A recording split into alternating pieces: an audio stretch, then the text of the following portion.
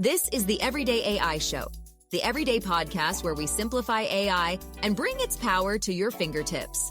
Listen daily for practical advice to boost your career, business, and everyday life. This podcast is supported by Google. Hey folks, Stephen Johnson here, co-founder of NotebookLM. As an author, I've always been obsessed with how software could help organize ideas and make connections. So we built NotebookLM as an AI-first tool for anyone trying to make sense of complex information.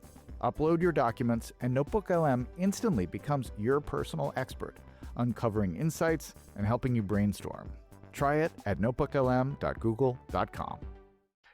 Aside from being the week of agentic browsers, apparently, there was actually a ton of AI news this week. So yeah, OpenAI released their agentic browser Atlas, and Microsoft went full AI mode with Copilot and agentic features in their Edge browser. But we also saw Meta reportedly axe 600 AI jobs. Another major AI lab is now trying to compete with AI music platform Suno, and Microsoft released like a bajillion small AI features that are actually pretty useful and brought back Clippy. So if you miss any of this, don't worry.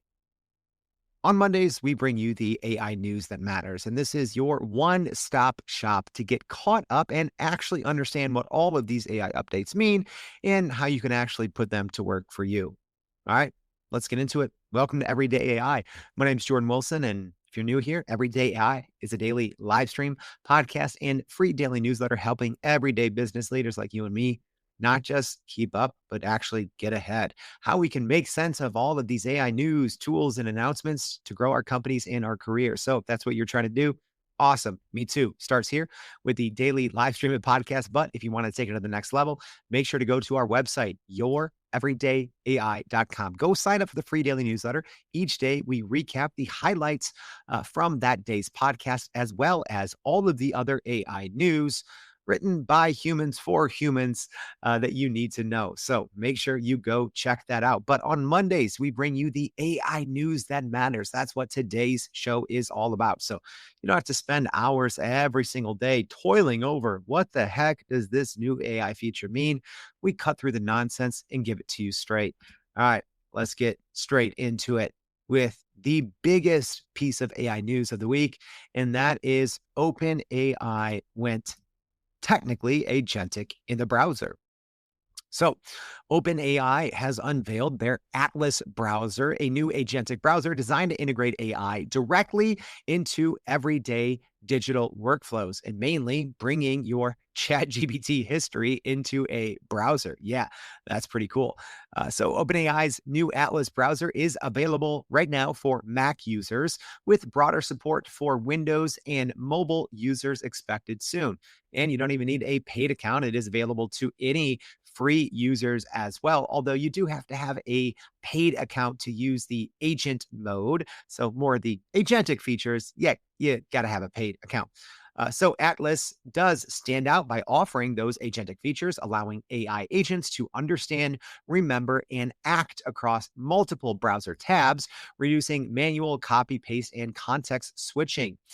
So the browser features a ChatGPT powered sidebar called Ask ChatGPT for instant web page summaries, contextual Q&A, and direct handoffs between browser and chatbots environments. So anything that you are kind of chatting with, so whether you're trying to summarize a page in the Atlas browser or anything else, when you go into your ChatGPT account, it will be available there. Also, what's the most important thing that I think a lot of people are still overlooking, right? Because everyone's like, okay, what's the big deal? Another agentic browser. Well, the big deal here is it's ChatGPT. So when you are, as an example, if you're in Atlas browser and you're looking up the latest, quarterly report for one of your competitors, and you're chatting with ChatGPT on the side, it knows everything you've been working on and can bring that context over, which is why this is a pretty big, I'll say, a paradigm shift into what agentic browsers can do when they pair up with your, in this case, ChatGPT history. This is pretty big. There's also some other smaller features, but it has a cursor collaborator. So essentially, anywhere where you type, there's a little knob, they call it, where you can bring up ChatGPT. So you don't even have to click any other buttons. If you're highlighting any text, whether it's in an email, a Google Doc, wherever you're typing, you can always access ChatGPT there. So live stream audience, have you checked out Atlas yet? We actually did a show dedicated to just Atlas, episode 637, as well as the following day, 638. We did essentially ChatGPT's Atlas versus Perplexity's Comet browser. So, yeah, obviously, huge week and kind of technically month for agentic browsers because earlier in this month, Perplexity made their Comet browser free for all users, whereas previously it was only available for paid users. So, yeah, we're going to talk about Microsoft's, their agentic features in Edge. Technically, Google snuck some more AI features into their Chrome browser. So it was legit the week of agentic browsers. But the big one, undoubtedly, was OpenAI's Atlas browser launch. It is, I'm not underestimating this. Like everyone's been talking, oh, 2025 is the year of the agents. I've been saying, no, it's not. It is the year of the agentic browsers, much more useful. So aside from Atlas being able to bring in your ChatGPT data and context, which is enormous, well, the other big part of agentic browsers, is you can talk in natural language to any website, but also the ability to run kind of some processes in a hybrid environment. So, right, having the AI baked in to a browser just makes everything so much faster. All right. Next piece of AI news, Google and Anthropic. You might think of them as competitors, but unless you follow the financials of these deals, you probably don't know. They're actually technically partners, and their partnership has now been deepened even more. That's because Anthropic has signed a massive cloud partnership deal with Google, giving Anthropic access to up to 1 million of Google's custom TPUs or tensor processing units, kind of Google's version of NVIDIA's GPUs, right? In a deal that is reportedly valued at tens of billions of dollars. And this is obviously Anthropic's largest TPU commitment to date and is expected to bring over a gigawatt of AI compute capacity online by next year. So Anthropic's new agreement with Google is set to deliver, like I said, more than a gigawatt of AI computing power, with industry estimates putting the build-out cost of such a data center at around $50 billion. So Anthropic's Claude AI models run across Google's TPUs, also Amazon's Trainium chips, and also NVIDIA's GPUs, allowing Anthropic to optimize for price, performance, and power across different platforms. So who knows? Maybe now people with a paid Anthropic account will be able to run, I don't know, more than like 5 prompts without being rate limited. So Anthropic's annual revenue run rate is now approaching $7 billion, according to reports, with Claude powering over 300,000 businesses. So Claude Code, Anthropic's agentic coding assistant, generated $500 million in annualized revenue so far within 2 months of launch, which the company claims is a record for product growth.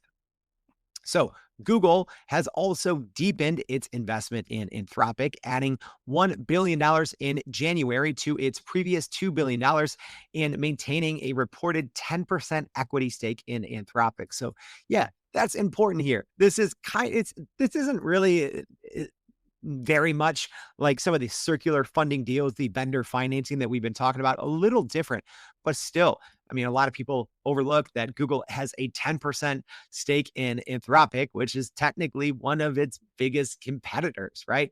Everyone's been using the Claude, especially the Claude 4.5 models for coding, and some of the 4 models as well. And well, Claude has actually lost a lot of ground recently in that department to GPT-5 Codex version, and also to the latest Gemini 2.5. So interesting play here from Google, signing an enormous kind of deal with technically one of their competitors, but they also have an equity stake in them. Speaking of Google, bringing more good vibes. So Google essentially revealed a complete rebuild of its new vibe coding section in AI Studio, making it easier and faster for anyone to build and deploy web apps powered by Gemini without knowing how to code. So the new Build tab, so if you go to Google's AI Studio, the new Build tab lets users create AI-powered web apps in minutes with no upfront payment or coding skills needed. Also, Gemini 2.5 Pro is the default AI engine, but users can mix and match features like their extremely viral Nano Banana, their AI image generator, Veo, their video platform, and Imagine, their image generation, as well as Google search. The editor now offers a split view. So if you've, I don't know, used like GPT Builder inside of ChatGPT, this should seem very familiar. So you can chat with the AI for help on the left, and you can see or edit the full source code on the right. There's also, in very Google nostalgic fashion, new I'm Feeling Lucky button that generates random app ideas and setups, helping users discover unique concepts and features with a single click, as well as a ton of essentially starter templates where, yeah, even if you don't know what do I want to build, you can just go essentially copy one of these starter templates and then in natural language, build and modify them. Should we be doing more of this, right? We've done some Google AI Studio. We haven't touched a ton on the build section. We actually had Paige Bailey from Google on a couple of weeks ago. And y'all, if you didn't watch that episode, I talked to Paige afterwards. I'm like, this was so good. We got to get you on again. But make sure you go check that out. We briefly did go over went over the build section. So go listen to episode 619 in like 5 minutes. Paige showed even non-technical people how to build apps inside of AI Studio. All right. Is OpenAI getting super meta? Well, according to the information, OpenAI is. According to reports, OpenAI is rapidly exploring personalized advertising, a shift reportedly fueled by the growing influence of hundreds of former Meta employees now working inside of OpenAI. So the information reports that about 630 of OpenAI's 3,000 staffers are Meta veterans, including some top leadership who previously drove advertising strategy at Facebook. So the influx of Meta alumni has accelerated OpenAI's move toward ad-based monetization. So OpenAI is reportedly considering using ChatGPT's new memory feature to deliver highly personalized ads based on details from users' conversations, such as location and interests. So obviously this is already been reported on the Meta side that Meta is going to start doing this in December. So if you've been chatting with Meta starting in December, those are going to be used for highly personalized ads inside of the Meta platform. So the memory feature inside ChatGPT was recently rolled out to all free users because it was previously only open to paid users, kind of laying the groundwork for potential product recommendations and sponsored content within chats. And what's funny, though, is if you go back in the time machine, OpenAI CEO Sam Altman had been against this originally. But despite resistance from Altman, internal momentum, reportedly driven by these Meta veterans, are kind of bringing back up this personalized ads and reportedly could be coming sooner than a lot of people expected. However, employees have expressed concern that OpenAI is shifting too far toward a big tech ad model, with surveys asking if the company is becoming too much like Meta. Engagement and daily usage metrics are increasingly prioritized, supporting a future where ads could drive user interaction and revenue. So this is happening. This is happening. I've been saying this for a very long time. And when I saw the new Pulse feature, which to me has been kind of hit or miss. I like when Pulse came out, I said, yeah, OpenAI is doing this because this is how they're going to be delivering very personalized ads. And right now, that feature is only available to those on the $200 a month Pro plan, but they will be rolling that out to millions of paid users, I would assume fairly shortly. But between that and the new Atlas browser, yeah, obviously, OpenAI is going to be making a ridiculous amount of money pretty soon from highly personalized ads. It's going to happen, right? Yes, the reporting is now officially on the wall. And according to the information report, at least, being driven by Meta insiders inside OpenAI. All right. Next, if you missed this one, Microsoft unveiled like so many new AI updates. So Microsoft at their fall event rolled out a major update to Copilot really across the board, introducing a wide variety of features aimed at enhancing productivity, collaboration, and personalization.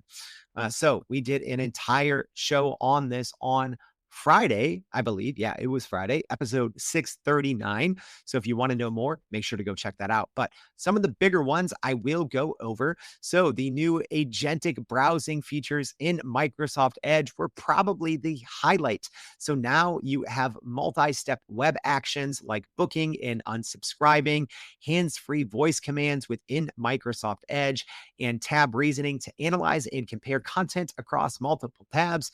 And now, obviously, Edge via Copilot here can autonomously complete actions on your web page. So whatever you're browsing, you can kind of hand it off to an agent now for Copilot to take command.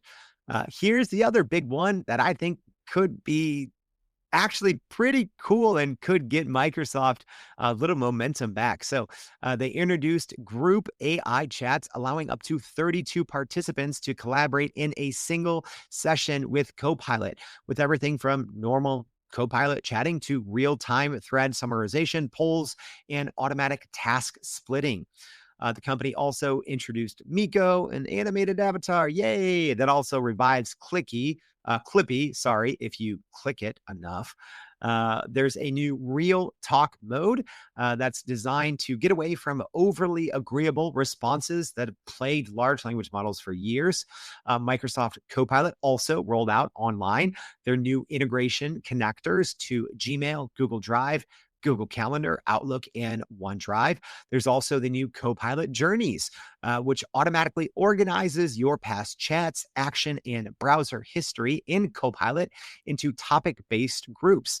So it essentially summarizes, if you're working on, a certain work project or travel across multiple chats, multiple browsing sessions, it essentially puts it all into one and kind of tells you where you left off.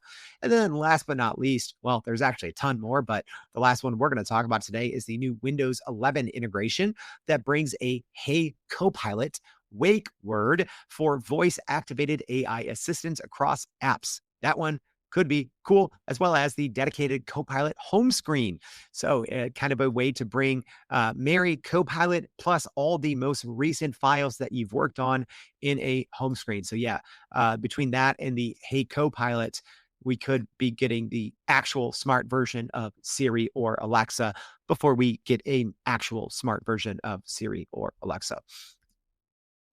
All right, more ChatGPT news. So OpenAI has unveiled a major new feature called Company Knowledge for paid teams across the ChatGPT business, enterprise, and EDU.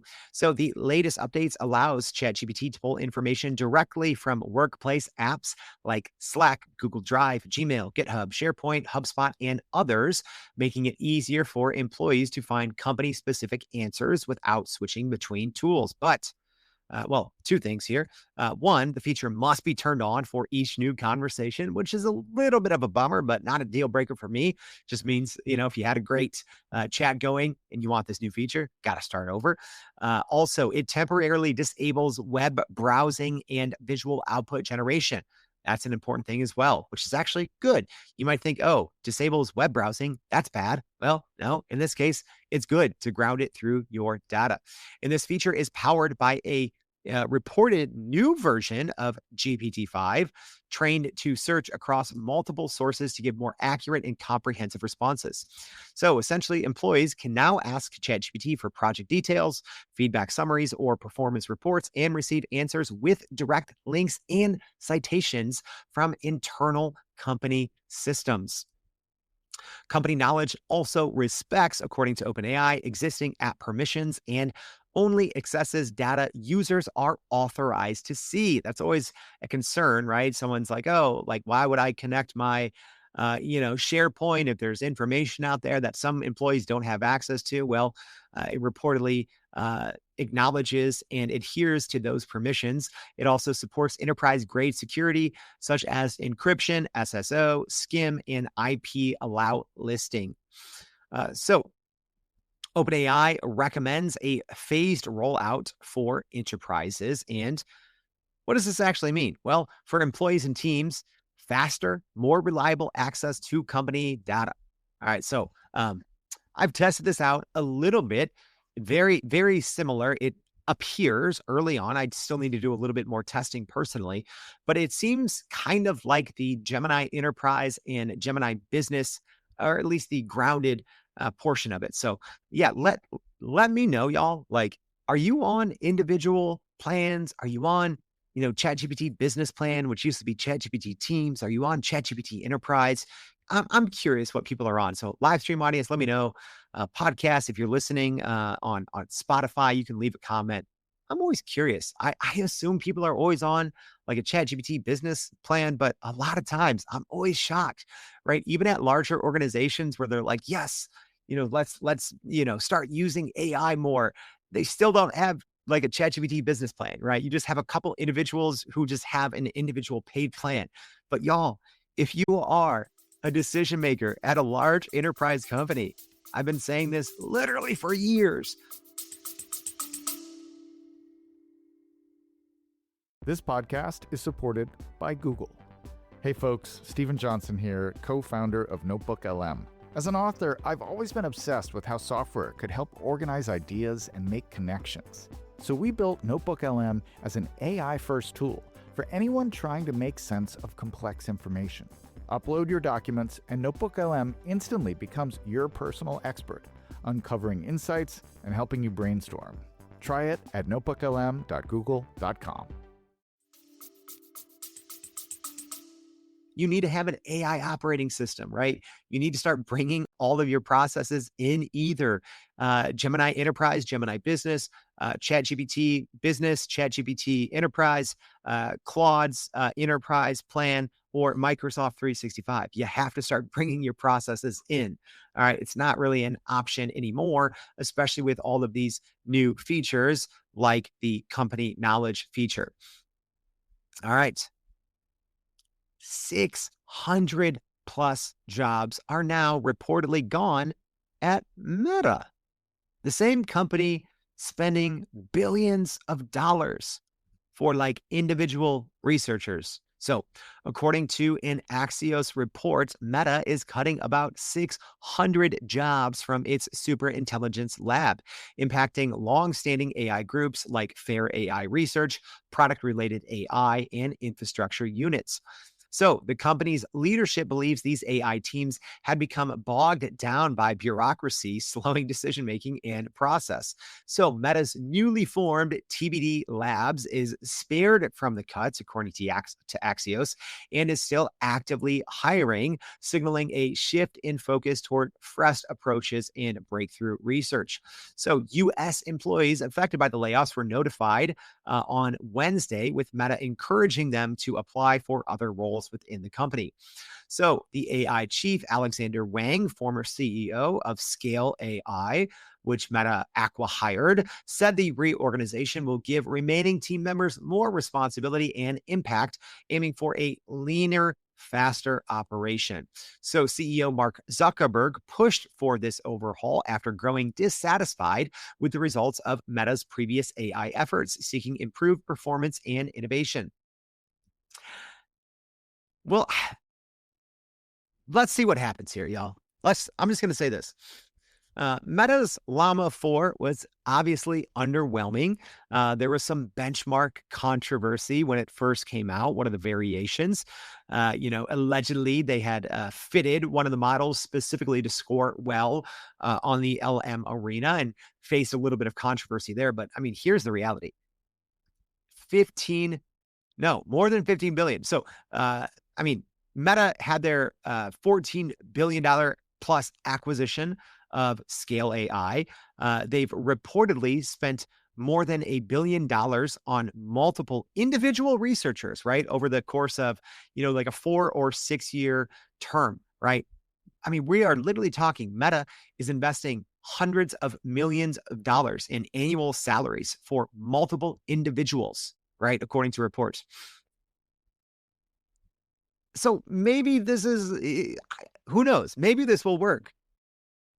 I'm not buying it. I'm not seeing it personally, right? And maybe that's just because Llama 4 was so underwhelming, right? And then OpenAI responded not too long after with their open source model GPT OSS, which if you read a lot of reports, it seems like GPT OSS was actually better than some of Llama's base models. So not a good look when OpenAI comes out with their first open source model and it performs better than a lot of Meta's Llama 4 variants when it's, Llama 4 the Llama models have seen many, many updates, right? They've seen a ton of forks. NVIDIA had a nice fine tune. I think that was Llama 3. So not a good look, right? Not a good look from Llama with their Llama 4. And now they're just spending billions of dollars, but at the same time, cutting hundreds of people. So, I mean, the expectations are very high from whatever Llama ships next. We've also seen reports that they may go closed source. They may keep going open source, but regardless, there is a ton of pressure on Alexander Wang and the new TBD lab within Meta to deliver results. All right. Speaking of delivering results, if you're not really happy with what Copilot is accomplishing in your Outlook email, well, maybe there's good news on the horizon. That's because, according to reports from The Verge, Microsoft is preparing a major transformation of its Outlook email client, aiming to essentially rebuild it from the ground up. So Microsoft has reorganized its Outlook team under new leadership, and an internal memo reveals Microsoft's plan to rebuild Outlook from scratch, focusing on AI rather than simply sprinkling AI on the top of an existing platform.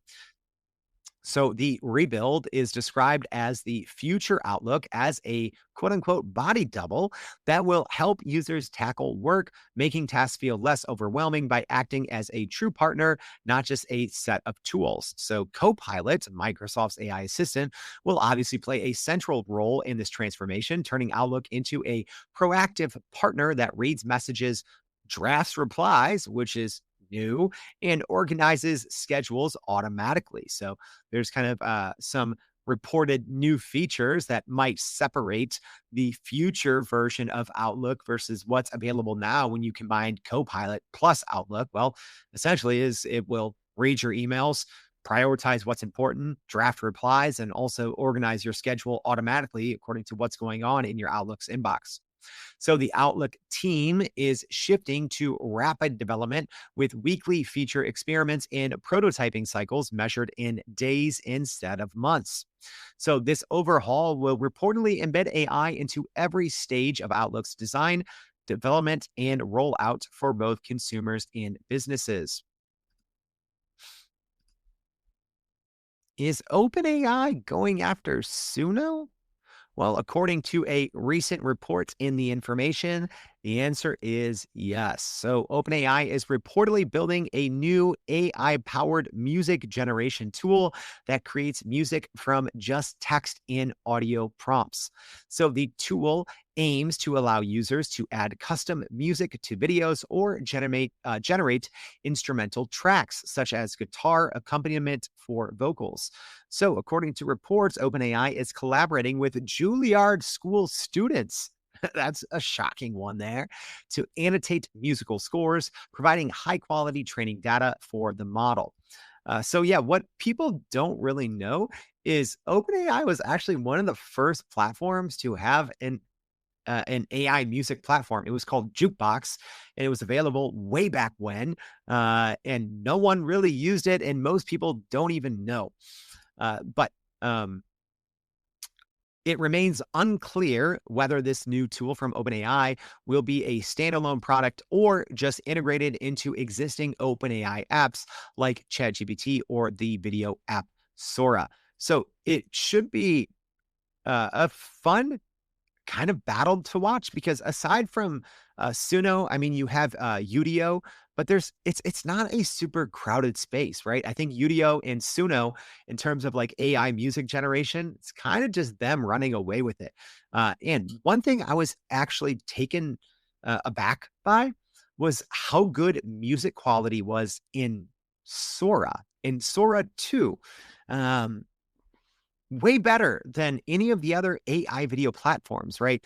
You can look now at like VO 3.1 from Google and say, okay, they've kind of taken the lead back from Sora 2. But one thing Sora 2 is ridiculously good in is creating actual like music that's really good, which a lot of people like we're like, wait, how is this actually making music as well? We thought it was just a video platform. So maybe they've already started to sneak elements of this new music tool in Sora 2. Maybe it'll just be an under the hood upgrade, or it could be a complete standalone platform. Whatever the case is, we will obviously be covering it to let you know. All right. We got to go fast on this one, y'all. That's it for the big stories. But we had, if I'm being honest, in the last year or so, this has been the most little news stories at the end that we've had. So we have our kind of what's next and what's new section. So these are maybe some noteworthy happenings that didn't quite make our top news roundup for the week. Some of these are new features that were released. Some of these are rumors, but this is the most we've ever had. So I'm going to try to go very, very fast here. All right, ready? Here we go. OpenAI made ChatGPT projects shareable even outside of your business or enterprise plan, which, by the way, is huge. We'll probably talk about that more later. Anthropic released Claude Code for web. Google released Google Skills with 3,000 courses, many of them focused on AI. A new report says that GM is putting Google Gemini in their future cars. Mistral released an agent building platform 2 weeks after OpenAI, calling theirs AI Studio. NotebookLM may be releasing a data tables feature. And I do know they are releasing a deep research integration.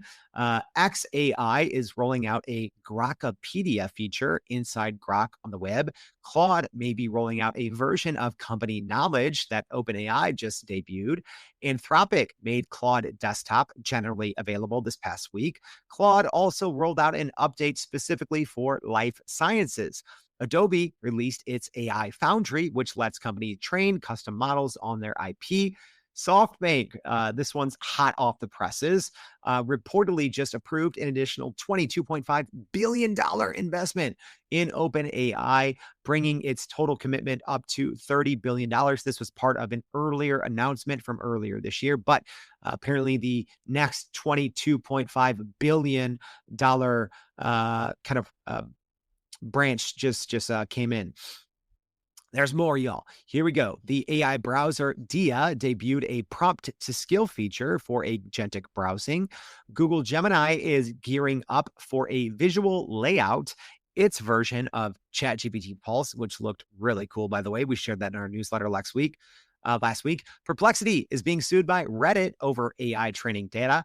Qwen rolled out a deep research upgrade, which looks pretty useful with a live web page and podcast accompanying it. OpenAI may be demoing a version of GPT 5.1 mini. Seen reports go both ways on that, so we'll see if that ends up being true or not. Reportedly, that was for the internal knowledge. Sora 2 has released some new features for cameos, including pets and toys. Also, they recently extended 15-second generations for all users and 25-second generations for plus users. OpenAI acquired Software Applications Inc., a popular Mac OS dev team. So yeah, I would just say be prepared, whether this is for the browser or for their Mac app. Things are going to get better on the Mac for ChatGPT. Anthropic rolled out memory to paid users. Microsoft unveiled Dynamics 365 agents. Google unveiled an updated Earth AI, which looks absolutely bonkers. Amazon is rolling out last 100 yards AI glasses for drivers to help with deliveries. And in an interview, oh gosh, we can finally stop working, y'all. In an interview, Bill Gates recently said AI could lead to a 2-day work week. All right. It's great when bajillionaires tell us we can stop working. Whew. We're in the clear, y'all. That was it. That was a lot. All right. So I hope this was helpful. Remember, we do this every single Monday, bringing you the AI news stories that matter. We cut the BS, cut the marketing, cut the spin, and I just cut it to you straight. So I hope this is helpful. If so, don't be a jerk. Repost this, share this with your network.